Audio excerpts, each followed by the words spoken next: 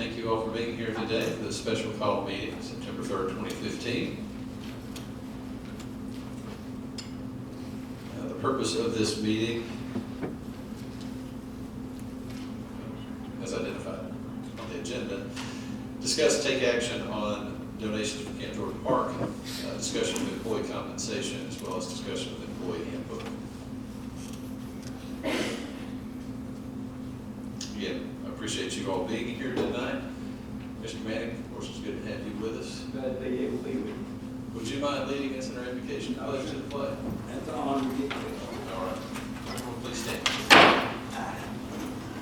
Let's pray, please. Our Heavenly Father, we just want to say today, Lord, we thank you for another day, Lord, the beautiful weather, Lord. Thank you for each one that's here. God, help us make the choice, Lord, you have us to make tonight, Father. And Lord, touch over, take care of each one that's sick and afflicted. In Jesus' name we pray. Amen.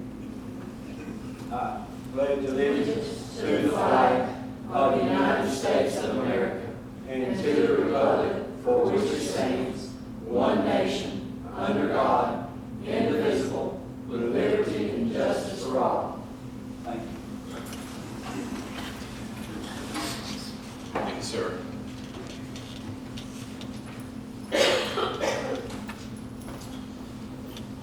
I would like to say one thing there. Well, I want to say I appreciate everybody's prayers and everything. Don't forget an attorney, he lost his brother today. Remember his family also. Exactly right. Let me, if I can say just, Please do. I want to thank everyone for their prayers and their cards and their letters and their presence on his passing this week. It was a very difficult situation, obviously, for the family. But I can assure you very much appreciated the council and the city manager and Chief Reed and Ms. Middleton and those others that who we the president sent cards and letters. And again, I want to assure you that we thoroughly were comforted by your cards and your presence and your letters. And I will do y'all a favor tonight. I'm not going to sing, so I will defer that till a later time. I'll leave that to Brother Denny and Sister Shirley. But again, I want to thank you for kind gestures. You know, if you don't sing, you got to pay $500. I'd rather pay it today. And you'd rather me pay. Donation of $500. We'd like to get it. Yeah, I can assure you, you'd rather me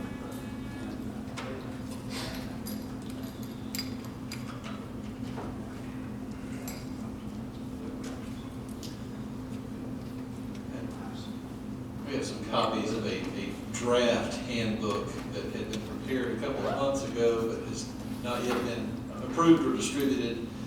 And so while these are going around, Janet, if we could have a roll call, please.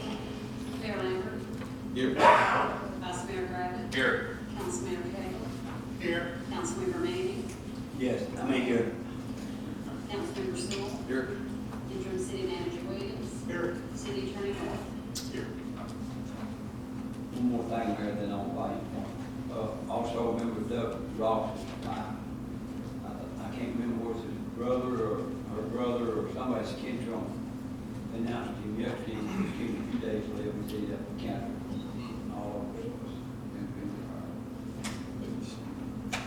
Let me ask, maybe if I could, I brought with me tonight, and I didn't have an unfortunate opportunity to copy these, but I brought an MTS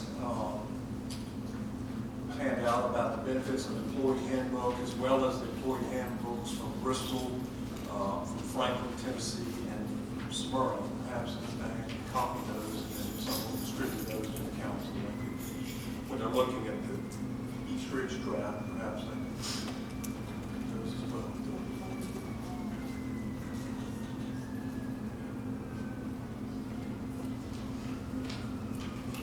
All right.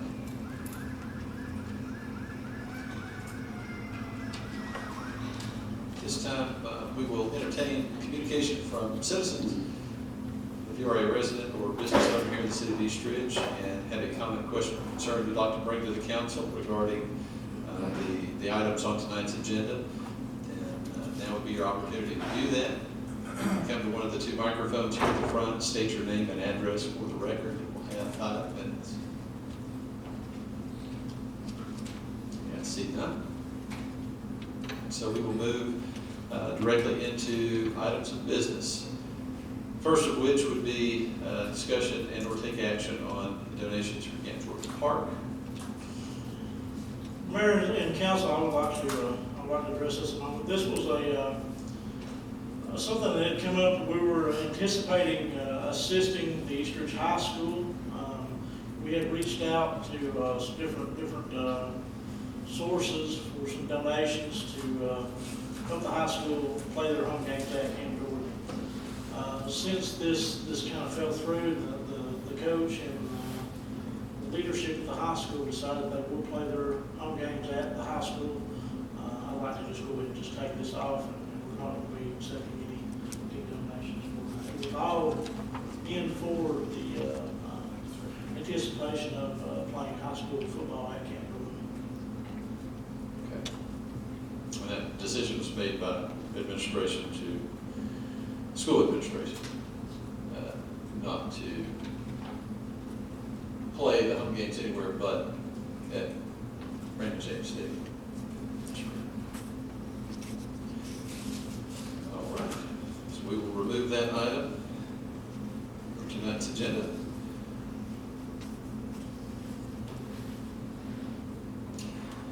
And move to the next item, discussion of employee compensation. And I think this is, of course, this conversation really began a few weeks ago in discussing leave buyback. And there were a couple of items that I definitely wanted to clean up in the wake of the former city manager leaving. There was an item specifically that could potentially be a problem in terms of paying someone as they leave here for accumulated time, accumulated vacation and or sick time, or both. And so I wanted to make sure, and again, back 3 or 4 years ago when the leave buyback program was changed, I don't recall it ever really being discussed, and it certainly was not my understanding of the intent of that change at the time to deny someone the ability to be paid for whatever vacation or sick time they accumulated prior to leaving. So I would like to get that fixed. And if there's a cap on that, there's a cap on that, that's fine. I just don't think it was ever intended for a senior staff member to leave and the city of Eastridge to say, thanks for your service, but you're not getting anything from us. I agree with you. Mayor, if I may, I would like to try to explain this leave buyback. Leave pay is time that an employee accumulates through work.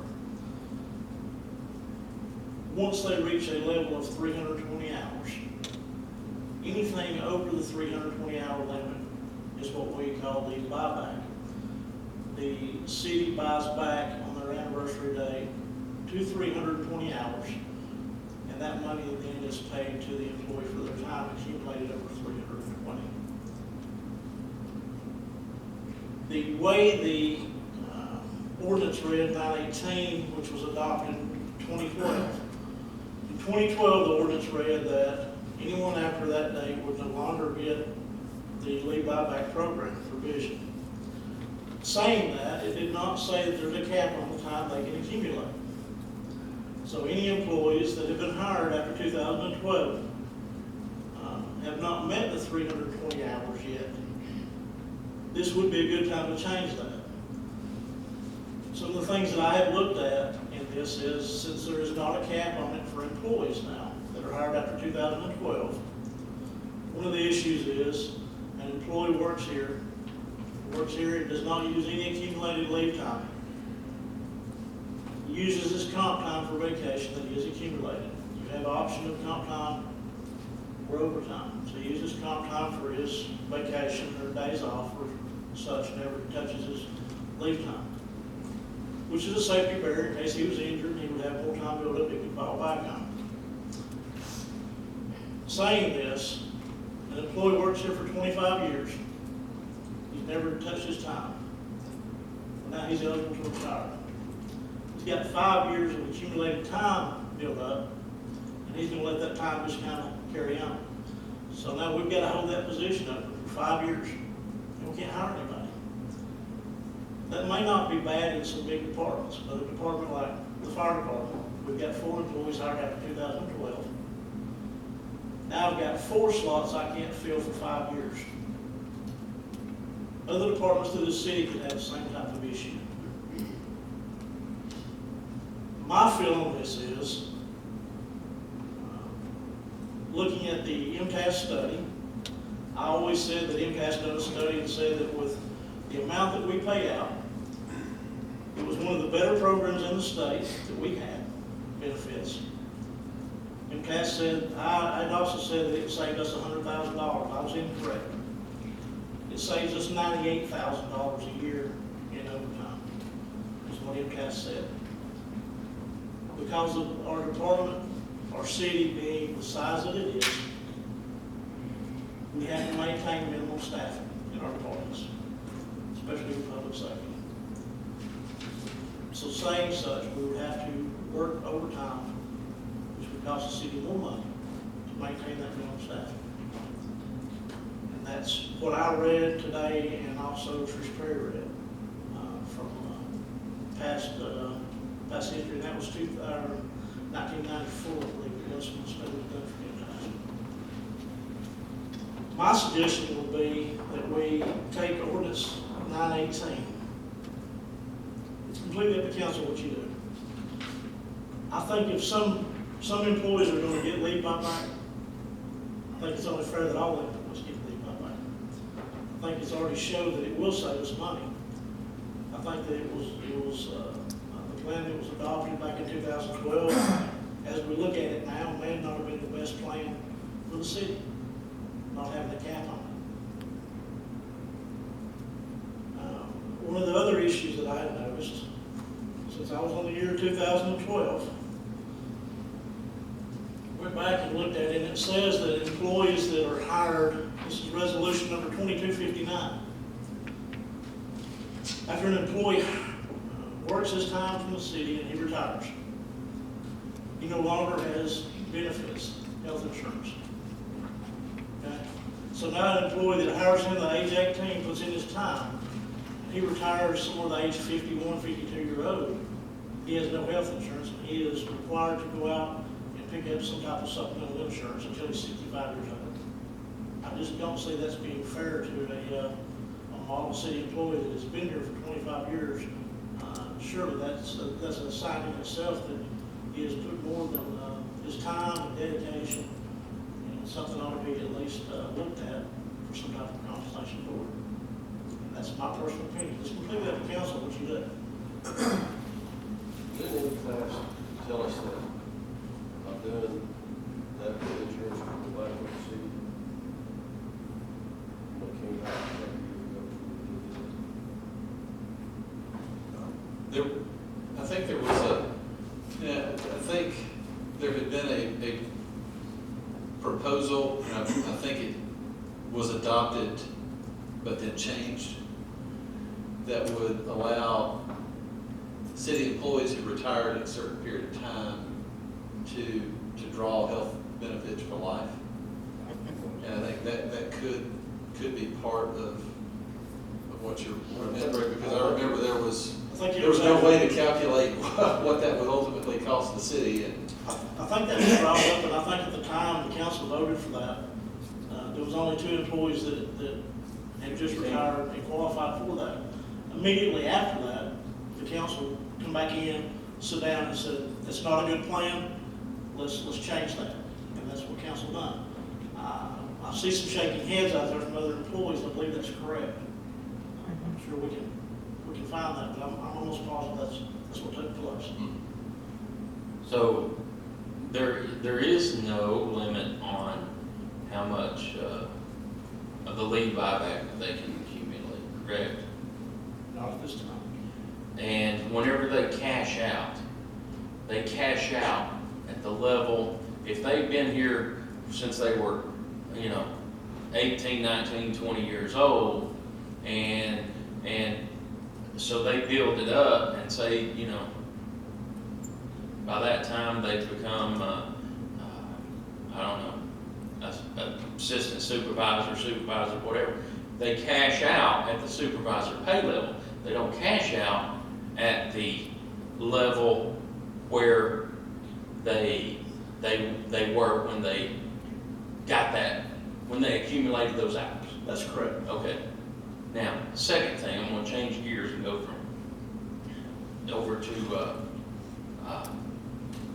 comp time. Is there any type of limits on comp time?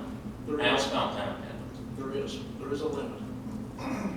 What's the Comp limit? time, it is, I believe it's 420 hours, Jan. 480, I'm sorry, 480. 480, that's correct, 480. That is for public safety employees, 240 for all other employees. That's correct. The only reason that, and I have to speak on behalf of that because I know it. And the only reason it's like that is because public safety works a different schedule. You take firefighters that work 24-hour shifts, they're paid on a 53-hour week. So it's completely different on their pay scale. That's the only reason that was figured different, as well as the 53 or the 33% more hours they bill because of them being shift workers like they are, 24 hours. Everyone else is paid on a 40-hour week. I'm assuming that since we're discussing the employee compensation deal, that everything's wide open for discussion. So your recommendation is to put a cap on the leave buyback, correct? It's not my recommendation to put a cap on it. My recommendation was to, if we're gonna give city employees the opportunity to have leave buyback, most of the city employees that are here now have been here for a long time. If they've got that option, I feel like that it's only fair, and I think in the future it will save the city money if all the employees got the same benefit. I misunderstood you. I thought you said earlier with a cap. No. What I said was it does not have a cap. I said if you decided to put a cap on it, then you would have to put it at whatever hours you want to. What I'm saying is they haven't built up to 320 hours yet. Anybody that's hired in over 2012. What changes you're going to make now would only be in place to benefit them and not go against them. You're at a point now where if you're going to make changes, they're before their 320 mark where they will be getting paid back for leave buyback. If you changed it, that's what I'm saying. On the comp time, did the employees make, now, I've been told this, and I'm simply confirming. Do employees, if they get paid time and a half for their comp time, is that correct? That's correct. Okay, why? That's what it's always been done to me. It's the same as overtime. The option is, the employee has the option of overtime or comp time. That's Fair Labor Standard. Fair Labor. Fair Labor Standards are that. Fair Labor Standard Act, it's one or the other. Okay, You can't tell an employee that, hey, you can work this time, but you can only get comp time. According to Fair Standards Labor Act, is that you have to give the employee the option. This is an issue that we went through probably back 2011. It was brought to the city attorney's attention then that we were, I say we, the fire department was working overtime and was only getting compensated with comp time. We brought it to the city attorney's attention along with a councilman and said that was not fair. He looked into it and said, yes, that's completely against the law. We did not pursue that, but we did get that changed. how many supervisors do we have in the city? I've got about 6 department heads. Total supervisors, I'm gonna guess and say 15 to 20, somewhere around there, probably. I'd say 20 would be a good fair number. Are they salary or are they hourly? If you are a department head, I think 98% of our department heads are salary. They are salary. I believe 98% of the department heads are salary, is that correct? Where's Diane at? She's that right. wrong? I think we still have one or two, and the only reason those one or two is because they are supervisors in a small department. Say, we'll use traffic, for instance. Mike Ailey is a supervisor at traffic shop. He's got 3 employees. Okay, according to the First Standard Labor Act, if a supervisor works 50% or more of his time, he does not qualify to be an exempt employee. Okay, since he has a small department, he is an active supervisor that works more than 50% of his time, he does not fall in the category of being an exempt employee. So they work by the hour.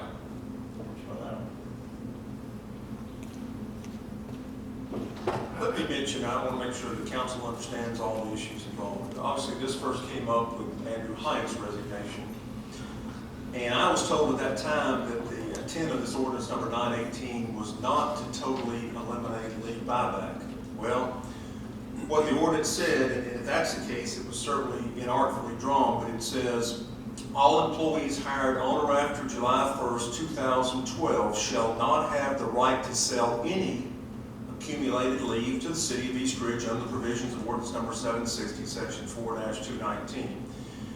Obviously, as Thad will tell you, this conceivably, this is a potential liability that's not funded or otherwise budgeted. If you had for example, some type of mass exodus from the city by some of the employees, then you would have a liability that would not otherwise be budgeted for or perhaps even funded. But what you've got is the potential for an administrative nightmare, because you've got the situation that existed before June 14th of 2012 when this ordinance 918 went into effect. You've got the employees that were hired after June 14th, 2012, to what time y'all make any further revisions to that, and then you've got employees hired after that time. So you've got basically a potential for 3 classes of employees with regard to leave buyback. It would certainly be easier from an administrative standpoint to treat everybody the same, whatever that same is. But again, otherwise, it all depends, because my construction of ordinance 918 at the time was and continues to be, if you're hired after July 1st, 2012, you don't have the right to any leave buyback period.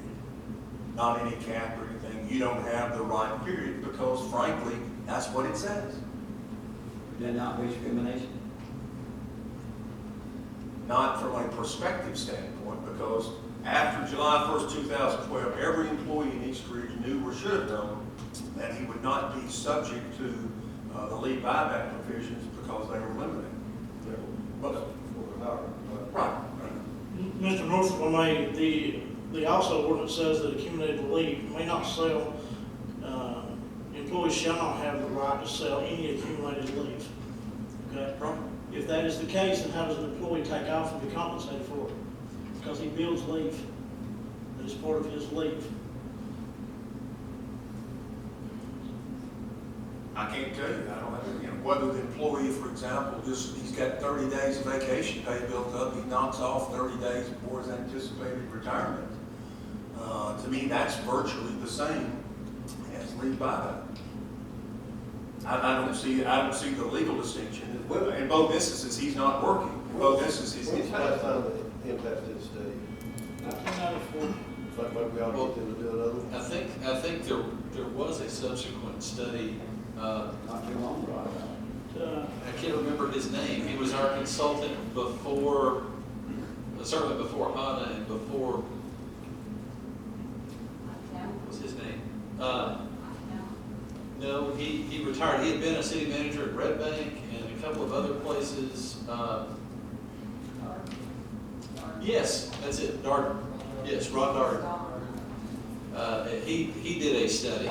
I remember at the time, Tim Gobble was the city manager, and quite frankly, I think Tim expected the study to come back and say, leave buyback's a horrible thing, you're gonna regret having it, and it said just the opposite. Yeah. So- But also, looking at a postscript, I understand when we discussed Andrew Hyatt's resignation and the interplay of leave buyback, that's not the way things have been dealt with. In other words, it had been honored subsequent to June 12th. Mr. Hyatt would not have been eligible for leave buyback, because leave buyback was anything over 320 hours. It takes more than 2 years to build up that many leave hours, if you don't take off any time at all. So even saying such, he wouldn't have been eligible. And I think that's probably the crux of this particular issue in relation to Andrew Hyatt.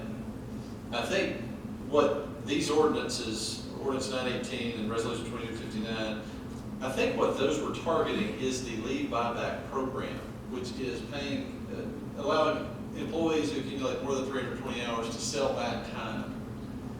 I don't think it ever was intended to hinder someone like a city manager who had a couple of weeks of vacation time saved up. I don't think it was ever intended to hinder that person from being able to be paid for that 2 weeks that he had accumulated. But unfortunately, that's not how it was written. Right, but I'm just saying that I think that was the intent in 2012. During the discussions/negotiation with Mr. Hyatt, he indicated to me there was many as half a dozen employees or former employees that had been hired after June 14, 2012 that did receive leave buyback. If I understand correctly, speaking with Trish Perry at that time, as we were preparing, I don't believe she's here, but, Is she here? I don't believe she is, but if I'm not mistaken, all employees that leave the city regardless of whether they're hired do receive unpaid leave upon leaving employment, regardless. So I don't think there's any case where that's not been true. And from my standpoint, what I'm seeing is we're still mixing this all up. We have leave buyback and we have leave. Leave accumulates up to 320. Anything after 320 is leave buyback. So no, Andrew Hyatt did not get leave buyback. Andrew Hyatt got leave time. He was paid for it. Any other city employee that was hired after 2012 does not have leave buyback. One, because they've not built up that many hours yet. Okay, they don't have up to 320 hours. So what they did do is they took vacation time and they used leave time. So if Andrew Hyatt said that other employees were compensated for using their annual leave, that would be correct, but not leave buyback. Well, I would encourage the council, whatever you do, I would beg you to take a consistent approach from here on out. In other words, not have 3 different scenarios, but depending upon when the employee was hired. Can we, in order to compare some apples and apples, we're not gonna reach a decision on any of this tonight, at least I don't anticipate it.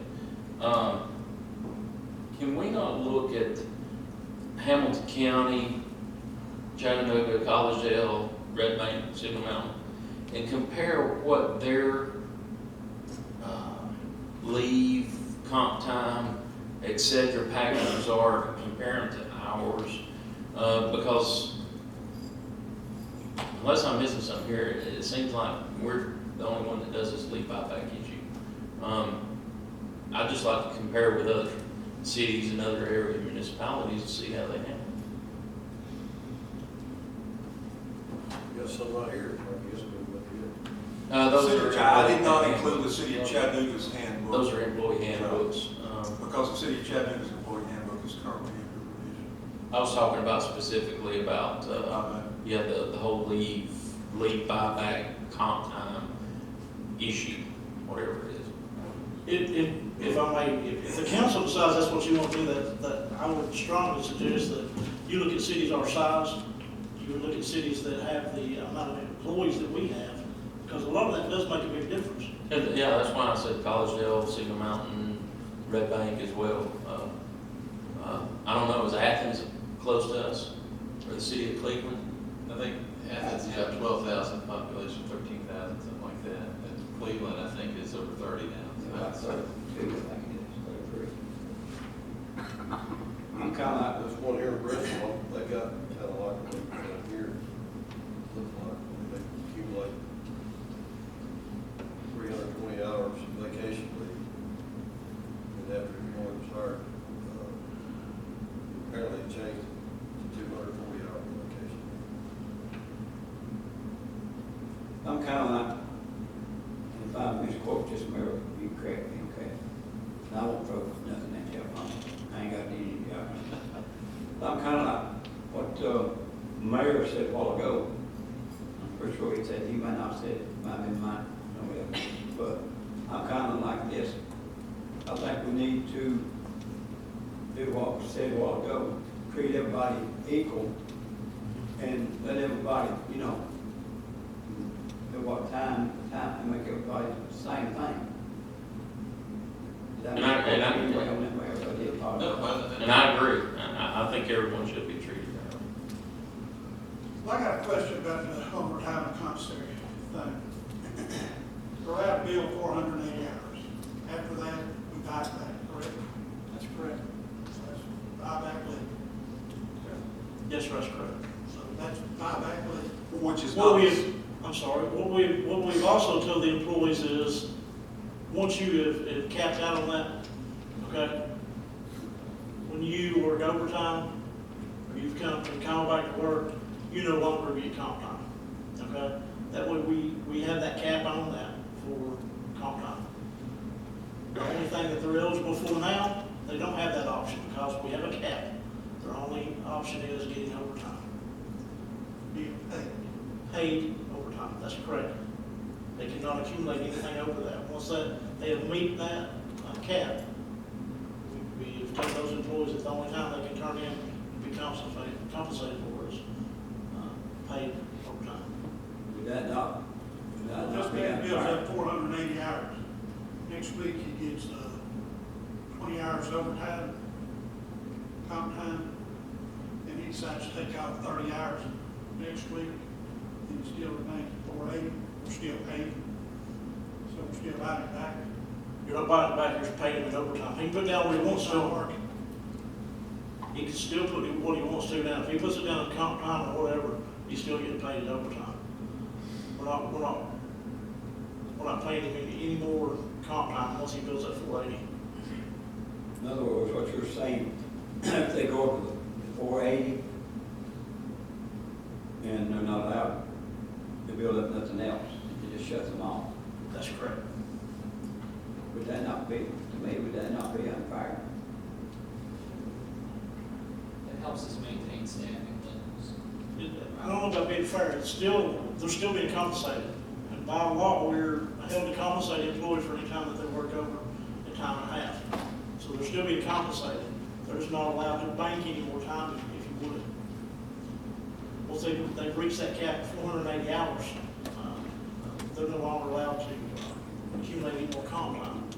Work as much overtime as they want to be paid immediately for that overtime on the next pay cycle for overtime, if we can't make it. When you hire in on the fire department, comes in, maxes out as 480, and each 2 weeks sick leave, keep taking his accumulated leave up here, so he takes it off his comp time. That's correct. You So can't. then, this one up here continues building the way it is now, with no cap. That's correct. Can we not fix it where you do this on a yearly basis with a cap on it, and take 2 years to do, you said, do 320 hours? Typically on leave buyback, 320 hours takes about 2.5 years to build that much time for an employee. If you go to the employee handbook where it talks about accumulated leave, 20-year employee bills 260 hours per year, 7-year employee bills 156 hours per year.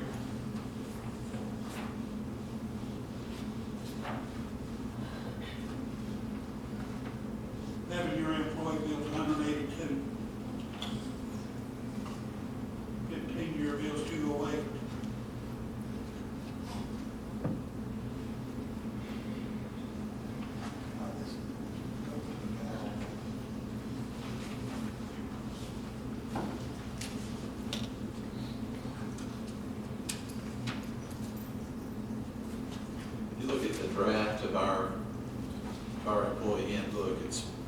page 29 is where compensation begins.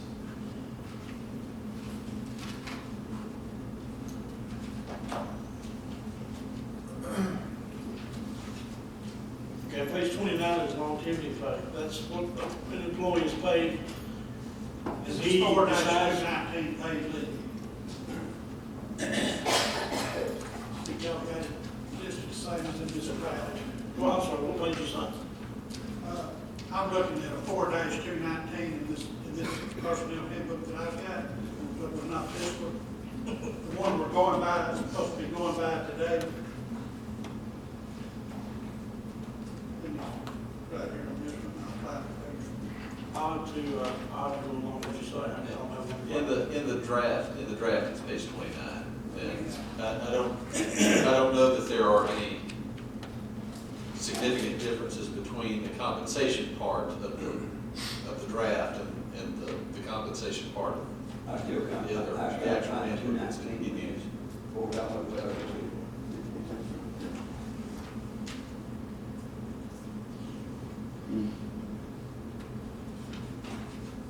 In this draft, it is broke down like it is here. Yeah, that actually has the 33% on the bottom of it. Is that correct, Councilman Cagle? Yes, sir, this one here states that, we're earning 33% more than a normal scheduled employee. Yes, sir. And that ordinance was number 575 back in 1994.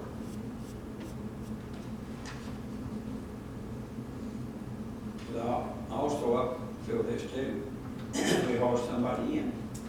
I think they ought to do it all their comp time just like anybody else. It's not fair to hire somebody in, everybody else going stuff. Not fair, it's like, say I hire Larry in, I'd rather use him, he's closer to me, I'd slide away faster. But like, we hire Larry in to do the work, we tell him to keep, everybody else can draw comp time. But he can't. I mean, I said something about walk over, Mr. Gary, and you correct me on it, but, yeah, that's why I said, well, that might be, to me, it would be unfair. Or somebody in, and they think everybody else getting compensated, not getting nothing. I'm not throwing a slur towards you, Larry, I just use you for example. You can use me too if you don't care.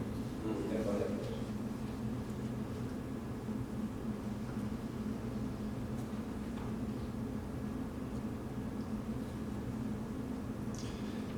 I think everyone up here wants to be fair. I definitely think that.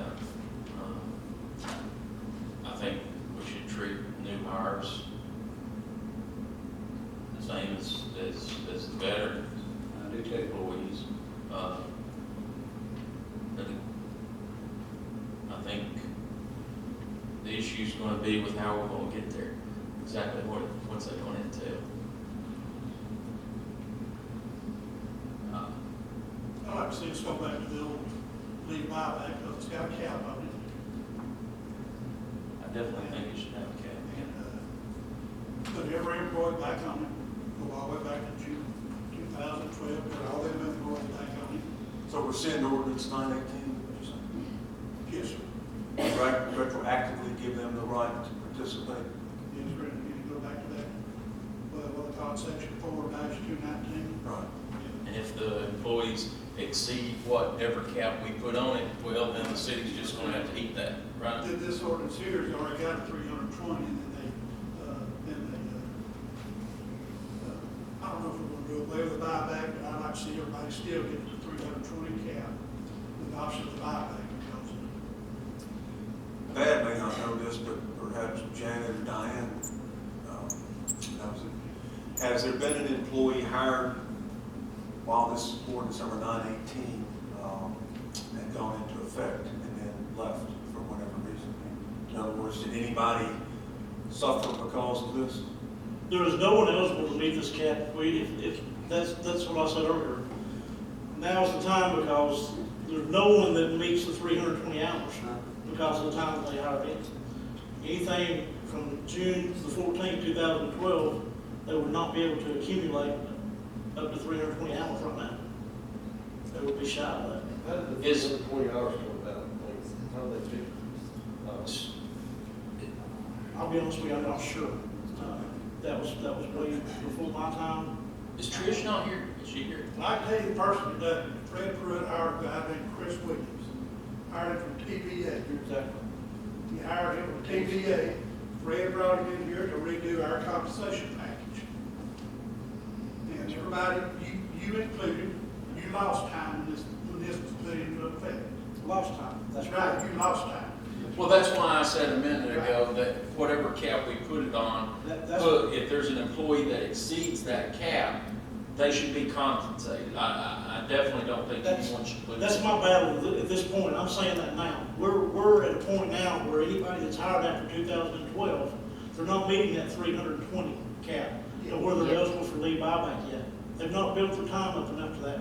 So to make them eligible for that, to be fair, as other employees are being treated now, now is the time for the council to act. Yeah, I agree with you. I said 212, this is 215. 3 years. That's 3 years. Even if they started 2 days a year, it'd be 312 hours. In the third year, they're starting earning 130. So that person right there would be having their cap already. The reason why none of them do right now is because they were made aware of this program right here. They said, well, if we can't get paid for it, we're going to use it.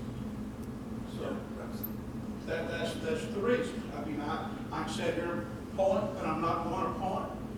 But the employees that's been hired after 212 that wanted on that program that was offered before. They feel like they were discriminated against it because of that. And it may have would be. But that's at that time, you know, and now since they passed it, it's not discriminated against them. It's just going by the ordinance, but the ordinance has been vaguely done because of the preferences set by people getting paid. Sure. And by violating this ordinance that was passed. Sure, no. You jest. Well, I mean, black and white, black and white. I mean, Mr. Norton read it the way I read it. I know what you're I saying. know you already faced it. Because I said it out loud, I was thinking it in my head. But I'd like to see us go back to the old buyback leave, the max of 320, and go back and everybody that got hired in after 212, be put on the same program as every employee that we've got here. Retroactive percent. Right. And I remind council, this has already been challenged by MTS. MTS has done the study, and it shows where the city's saving money by doing it that way. That's right. $98,000 a year. That state's done with. That was the first study that I read was in 1994. There was a second study done that the mayor said, basically said the same thing. Somebody else wanted to challenge it. It was brought back up, and it was also proven again. Leave it like it is, guys. It would be in your best interest. It's one of the best plans in the state, and that's exactly what it said. The city manager built a house down in Jordan Run. Did he send it to MTS and he come back with that? Yeah, Mr. Nevins, that's correct. so it did. Then I'd like to make a motion then to leave it, What better than go back to the regional 10 years ago? and for everybody, not just one, two people, but go back. Leave it by the one he's got over there already, copy it. Back when the city was, Okay, well, 1 year is in it is in order to make a motion, and Mr. Manning has made a motion. Can you repeat it, please? Okay, make the motion, Mr. Well, Cable brought it over, leave it like it is, like it's got up there the original one. And leave it there and treat everybody, put everybody on it, belongs on it, not discriminate against nobody. Which would basically be to repeal ordinance Retroactive. 19, retroactively. Has it got a cap on it? Yes, sir. Caps 3, it's just like it was before, after 320, but then we dialed back, 320, so I have, you know, then, all right, well, for example, employees got 15 years employment, 208 hours is what they can bill, so the most we'll have to pay them back after they get their 320 will be 208 hours at the end of that year on their anniversary date. So if they take anything during that year, then it's subtracted from the 208 hours. Would that be fair?